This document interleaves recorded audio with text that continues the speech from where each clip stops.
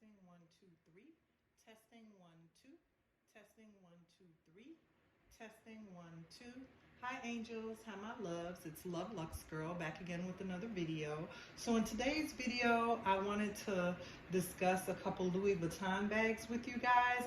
I'm gonna be honest with you guys. I just wanted to talk about Louis Vuitton, vintage Louis Vuitton. That's mainly what I have in my collection. I have quite a few vintage Louis Vuitton bags. So I picked a few of them out of my collection and I figured I'd talk about some tips and things that I do and I look for when I'm purchasing them. To be honest, guys, I don't really know where I'm going to go with this video, but I just thought it would be important to, if I could help somebody out with, talking to them about tips of things that I look for when you're trying to acquire vintage Louis Vuitton. I figured, hey, if it could help somebody, I know I've made mistakes in my past with certain things in my collection, so I figured it'd be a good video to do. It's something that I find interesting and I thought somebody else would find it interesting. So if this is something that you're interested in, then go ahead and keep on watching. And if not, click off the channel now. And remember to like, comment, and subscribe on my channel. So the first thing, let's address the elephant in the room that I want to talk about with vintage Louis Vuitton bags, or my vintage Louis Vuitton bags. And guys, I am no way an expert. I am not an expert on vintage Louis Vuitton or any bags. I'm just telling you things that I've learned or that I've thought about while I'm collecting. So the first thing is going to be, since I'm holding on to these vachetta handles, let's talk about that.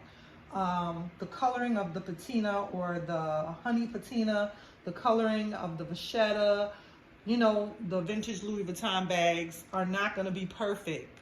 You have to, when you're deciding what you want to buy, when you want to pick up a bag, you're going to have to decide what faults you can live with in the bag. And this is a good example. That's why this was one of the bags I pulled from my collection.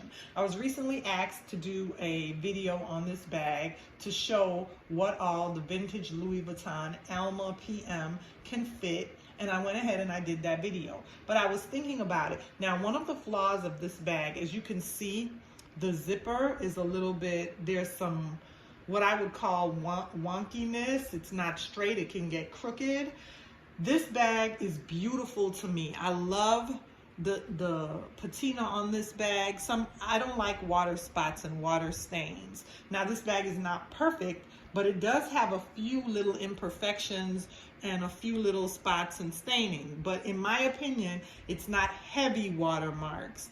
It's not heavy staining. So I could live with the vachetta. That was something that I chose within this bag that I can live with. However, now the wonkiness of the bag with the zipper did bother me because I've had an Alma prior to this, before I had another Louis Vuitton Alma, and it didn't have the wonkiness that this bag has. Recently, as I've used the bag more, I've learned and I've realized that it only does this when it's empty. Like right now I have it stuffed with just a pillow. I have it stuffed with a pillow and some other stuffing items, but it only does that when the bag is empty. I actually learned that when I'm using it and the bag is heavy and weighted, when it has items in the bag, it doesn't do that wonkiness. Like if I was to put a wallet and some other items, some SLGs in here, anything in the bag, when the bag gets heavy and weighted, I can zip it up no problem, and it doesn't do the wonkiness when the bag is full. It only does it when there's light items, when there's really nothing in here but some stuffing. That's when it does that problem. So I was happy that I actually did this video for someone that requested it. And I learned that about my own bag, and I learned that applies to other bags as well. Sometimes it'll do that. So that would be my suggestion to you. And I'm not saying it's going to cure every bag that does that. It's not going to cure that problem on every bag, but it did cure it for me. I realized that it only does this when the bag is light weighted and when it doesn't have anything heavy in it. But the minute I stuff this bag and I use it and I put heavy items in there, the zipper closes just fine and it doesn't do this gathering of the wonkiness. So that's one thing that I wanted to talk about. Basically, my point for bringing that up is that could be perceived as a problem in a vintage bag, the zipper closure being wonky. Another problem that could be perceived in a vintage bag is the water staining on the canvas, on the vachetta leather. You have to ask yourself when you're buying a vintage bag, when you're looking for it online, on the internet, or at a consignment shop, or wherever you purchase your pre-loved vintage Louis Vuitton bags, you have to ask yourself, okay, two things. You have to ask, with the type of the bag that you're looking for, what are the flaws that you're going to be able to accept with that particular bag? Because the flaws that I accept in my Alma might not be the same flaws that I accept in my sack plat. The flaws that I accept in my sack plat might not be the same flaws that I'm willing to accept in my sack shopping tote. For each of these bags, they each have they're vintage. They all have wear that they've had before they came to me into my collection. And as I shopped for them online, I had to ask myself, what am I going to be able to live with? What flaws with the sack plat is going to make me happy? Now, for instance, the sack plat. The sack plat Louis Vuitton bag, common problems for that bag is the edge wear on the bottom corners, and common problem for that bag is the sticky residue on the inside of that bag. Then you're also going to have some that may have a really dirty vachetta leather handle. What I was able to live with in that bag, I wanted good corners and I wanted a clean vachetta leather handle with not a lot of dirt and not a lot of wear. So I got that. However, the flaw in that bag is that it has sticky residue on the inside. How I'm working with that, I decided to buy an insert. Let me go ahead and bring it closer so that you guys can see it as I'm talking about it. Okay, so like I said, you see how mine has good corners? No problem corners. Sometimes you look this bag up on the secondary market online and it has terrible corners. The edges will be worn with to the extent that they have holes. Mine doesn't have holes. So that was a perk for me with that bag. Another perk for me with this bag is the strap. The handles on mine are they're not dirty. They're nice handles. They have some wear. It's a vintage bag. It does have some wear, but the handles are not dirty, grimy, dirty. So that was what I was looking for. That's what I wanted. However, when I got the bag, the inside being sticky, I was like, okay, I'm going to be able to work with that. I put some powder in there. Then I realized, okay, I can't really do it that way because my SLGs are going to get powder on them. So I ended up now, I had to consider, do I want to repurchase this bag again with, get rid of this one, probably sell this one, and then maybe repurchase it and buy one that doesn't have an interior sticky residue. Now, the issue with that is, first of all, I paid about $350 for this bag.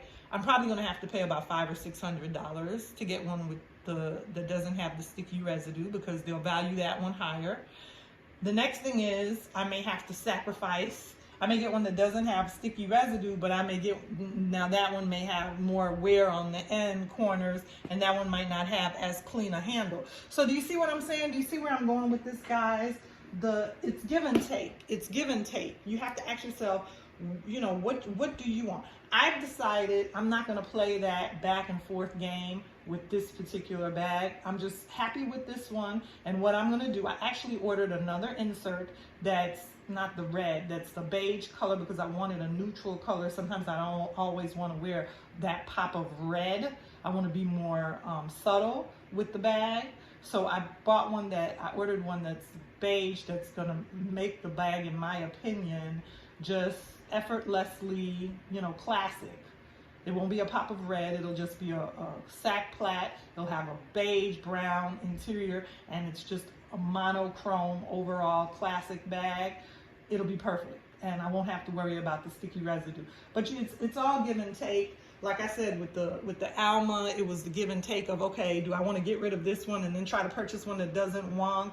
And then I may have, that one might not want, but then it may have more spots on the vachetta. It may, it may be another problem. So with vintage, you have to ask yourself, you don't want to go, I've done that before. I've made mistakes like that in my collection. I've gone back and forth with a bag and sold the bag and repurchased it 2, 3, 4 times just to get the bag that I want. So I'm trying to, if possible, save you guys some headache and some back and forth. Initially, when you set out to purchase any of the vintage Louis Vuitton bags, whichever bag it is that you want, if it's a Pochette Métis, if it's a Speedy, I should have brought my Speedy in here, but if then we could have talked about that. I don't want to get up and go get it, it's too far away, but it's the same as these. It's a monogram Speedy with vachetta, and you have to just ask yourself, what characteristics can you live with in that particular bag? And there's going to be times when you're like, okay, you know what? That lady on YouTube, she said that, but I'm going to just get rid of this bag. I can't live with that, and I'm going to purchase another one. And hey, I've done it. I've done it too. Like I said, there's been a time when I had a bag and I said, you know what? I can't live with it. I still want that bag. I still like that type of bag, but with the problems that's going on with it, I can't live with that. I'm going to sell it and repurchase another one that's better. And I've done that. But I'm just trying to say, if possible, if I could give you a few tips of things to think about before you make your purchase, before you just jump into a purchase, I think that can help. It can help you, because the Preloved websites that I look at, I used to use Fashion File a lot. Fashion File is a very good website in the sense that the Preloved Louis Vuitton bag that you're getting is authentic. So Fashion File is a great resource to use. Fashion File is also great because Fashion File has layaway. It makes it more affordable. You can lay away a bag for up to 60 days, 2 months, and put payments on it, and they don't ask for a certain amount of payment. You can put $10, $20, $30 a month for those 2 months until you pay it off. You set the payment arrangement. So Fashion File is great. However, some of Fashion File bags are overly priced, are highly priced. You can find them cheaper and more affordable, I would say, on eBay through an eBay Japan seller. With the eBay Japan sellers, for the most part, they're selling authentic bags because the laws over there really require that their bags are authentic. It doesn't, come with a certificate or anything like on Fashion File. When you purchase from Fashion File, you don't get a certificate, but you get your receipt, and that bag came through Fashion File, and that receipt you could hold on to if you ever decide to resell the bag. If it came from Fashion File, then the buyer will know it's authentic. From the Japan sellers, you don't get anything like that, but my conscience is at ease because I feel comfortable purchasing from them because I know for the most part their bags are authentic, and you can get a little bit better price from them on eBay with that. Okay, the downside of that is they don't have layaway, so you got to have the money up front if you're going to make that purchase on eBay. Okay, but you're getting a better price overall. Then there's other websites. There's tons of other websites besides Fashion File and eBay that you could buy Preloved Louis Vuittons off of. There's, what is it, Depop? Is it Mercari, Craigslist? There's Poshmark. I think a lot of people use that. I've never used those other websites. However, there's Yugi's Closet. I've never used the Yugi's Closet. There are other websites, but I'm just letting you guys know that I've attained quite a few vintage Louis Vuitton bags. There's no secret to it. I've purchased brand new in the store before, at the fashion house, at the Louis Vuitton in my area, and it was pleasant. It was a great experience. I didn't have a snobby sales associate, a snobby SA or anything. It was nice. I wanted to do that one time when I was able to, and I went in and I purchased about 3 or 4 items all in one day. My bill was like over $5,000, and I think I got a Speedy, a Neverfull, a Play, and a Pochette Mini, a Mini Pochette. And I loved those items for years. I had those items for years. However, this time around, for me, For every other, you know, I'm like every other person. I have issues and problems in my life. I am not perfect, you know, and I can't afford to spend that much on bags. And I know I have a bag addiction. So for me, I've decided to go the pre-loved route, and that has enabled me to go ahead and get the bags that I love for a smaller amount of money, and I haven't been able, you know, I didn't have to hurt my pockets as much. But I just wanted to say, you know, when you're looking to buy pre-loved, go ahead and think about the different items, the different characteristics for each bag that you can live with. Like, this is a sack shopping tote. And you know, another thing with Louis Vuitton bags, some of the vachetta may have cracking. This one doesn't, but I was just saying that to say, I know I have another Louis Vuitton bag that I purchased that I wasn't totally happy with because it had more cracking on the vachetta. So that's something that you need to think about. If you know you're not going to be somebody that's going to be able to live with cracking, actually this one does have some. This one does have some, I'm sorry. Do you see right here? It does have a spot right here. You have to ask yourself, is that something that you're going to be able to live with? So this one does have a little bit of cracking, but it's on the inside of the strap. When this is on my shoulder, nobody's going to see that. And I don't care if anybody sees it. I'm the one wearing it. It's my bag. As long as I'm happy with it, you know, if it's anybody that knows anything about anything, you know, vintage Louis Vuitton bags have flaws. They're not perfect. That's part of the beauty of them. When you get the monogram with the vachetta, that's part of the beauty of them. Okay, you guys, I don't know. I've babbled on and went on enough in this video. I'm going to think of some more things or hints that I could give you guys with vintage Louis Vuitton. Next time I'll pull a few more vintage Louis Vuitton bags out my collection, and we could talk about some different ones. Or if you have a question about a particular vintage Louis Vuitton bag in my collection, let me know and I'll try to do a video on it. But I didn't mean to babble on. I hope that some of the things that I said made sense. I hope it helped somebody. And if you have any other questions, go ahead, leave them in the comment section. And like I said, I don't have a huge collection. I'm of limited means. I'm not out here trying to front. I'm just, you know, I just love the bags, and I love talking about them. I love wearing them. So I'm just want to share that with other fellow bag lovers in this community on YouTube. So remember to like, comment, and subscribe. I'll see you again soon in another video.